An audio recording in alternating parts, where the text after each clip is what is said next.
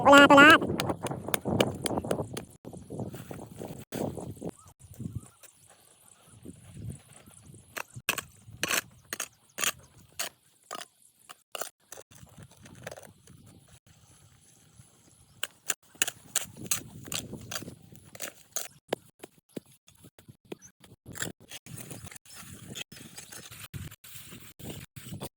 दोस्तों हमारा काम अच्छा लगा हो तो फॉलो करें।